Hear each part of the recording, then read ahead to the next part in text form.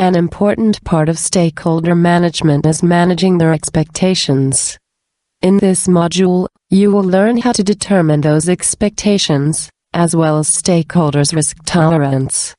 You will also learn how to make and use not and assumptions list. As the project manager, you interact with people ranging from the client, who commission the project, to government agencies to suppliers of project materials. These people and any others who have an interest in the project and its outcome are stakeholders. Stakeholders differ from team members in that they do not work directly on the project. Team members will sometimes disagree with project goals and objectives, but it is the stakeholders' approval and satisfaction with the project outcome that determine whether it is deemed successful. Team members are often referred to as project stakeholders. However, in the context of stakeholder management, stakeholders are people who have the final say on what happens during a project. The primary sponsor acts as the project manager's point of contact for the rest of the stakeholders and gives them information about the project cost, schedule, and performance. The primary sponsor can give you clear direction for making decisions, help you solve problems you may not be able to solve on your own, and make decisions you may not have the authority to make. When you are first assigned to a project, talk to the primary sponsor about authority parameters and responsibilities. Be sure to ask the sponsor what they want to control and what they feel comfortable letting you control.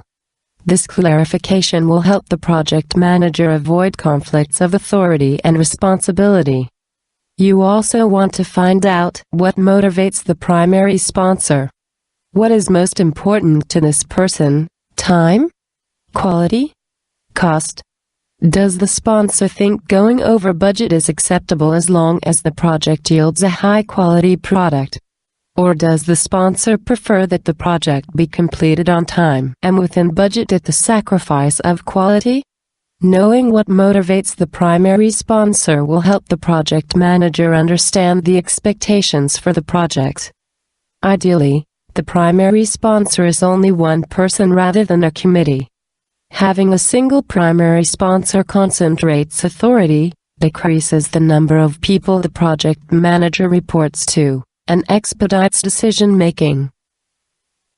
Strategic sponsors can include the community, government agencies, boards of directors, and steering committees. Sponsors in the strategic category determine which projects are approved and control project funding and resources. To determine whether someone is a strategic sponsor, find out whether he or she has the authority to make decisions about the project without being overruled. Keep in mind that as people with authority, strategic sponsors make valuable allies when a conflict arises or when a project is in danger of termination.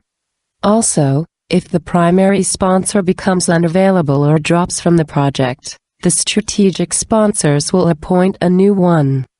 Operational sponsors are the people who will use the project deliverables or are affected by the project and its outcome. Although they may not have decision-making authority, their satisfaction with the project outcome is important, and their input is fundamental in determining quality requirements for the project. A stakeholder can have more than one sponsorship role for a project.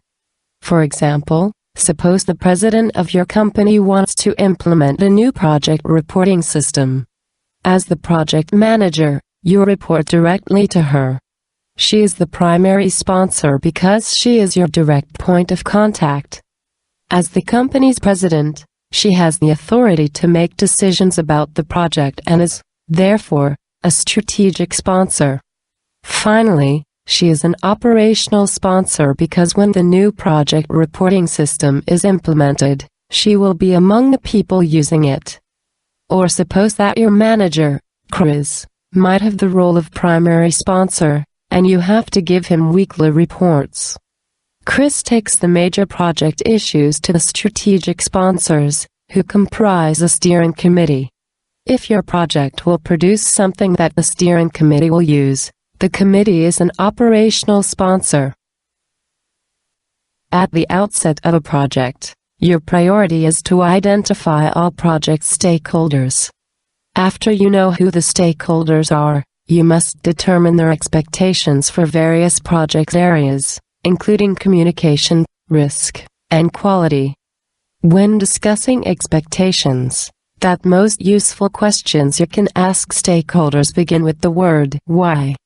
Why do you want to review this process? Why does the need exist? Why does the current process not fulfill your expectations? Questions such as these help you lead stakeholders to reveal their true expectations. Failure to determine stakeholders' expectations can create many problems for a project. For example, the scope of a project is based on stakeholders' expectations. Scope creep, or changes to the project's goal, is a common result of having a poorly defined scope. Meeting with stakeholders before you start the planning phase of a project enables you to clarify stakeholders' goals and expectations and define the project's scope. The stakeholders will have a rough idea of what they want the project to achieve, and you need to determine the boundaries in which that goal can be accomplished. Other factors you must determine before you begin detailed project planning are the major constraints most important to each stakeholder. Major constraints can include time, resources, goals or scope, and quality. One way to determine the importance of a constraint is to ask forced comparison questions.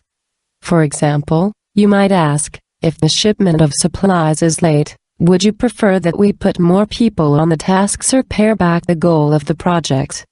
If the stakeholder responds that the best course of action is to put more people on the tasks, resources are not a constraint.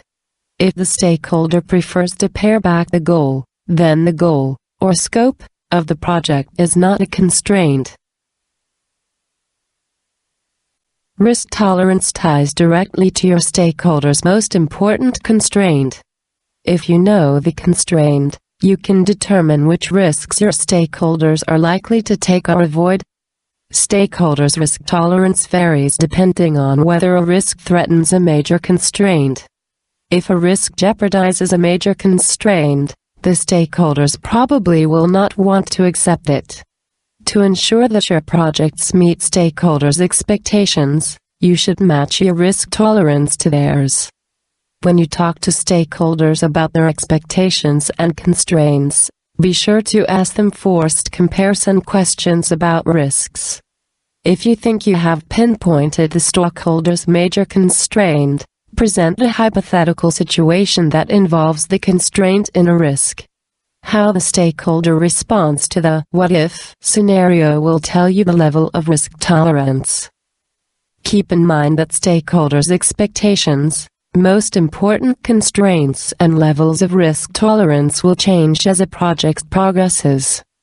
For example, suppose that a stakeholder expects the project to be completed by the end of the first quarter and that the schedule is the major constraint. Several weeks into the project, a design flaw surfaces. The stakeholder decides that the risk of releasing a flawed end product is greater than the risk of completing the project late. At this point, quality becomes the stakeholder's major constraint. One list is called a not list. It outlines all of the things the project will not do or will not include. Having a list like this will help you clarify for yourself and others the limits of the project. A not list will keep people from assuming things about the project. Another list is an assumptions list, and it's a collection of things that you either assume without confirmation or that you have confirmed. This list can also include decisions points in the project, such as an explanation for why the project team did or did not take a certain action. Suppose your project includes installing software. You assume that the hardware requirements have already been assessed and add this assumption to your list. Then, to your not list you add the following: we are not going to assess hardware requirements. Later on in the project, a strategic sponsor decides that the project needs to assess the hardware requirements. To update the list, you'll change your assumption to include this task and cross it off the not list. The not and assumptions list are essential for documenting your discussions with stakeholders. Updating the list will help you keep track of when their expectations, constraints, and levels of risk tolerance change. You can also use the list to verify with the stakeholders your interpretation of the scope of the project, which will help you avoid scope creep.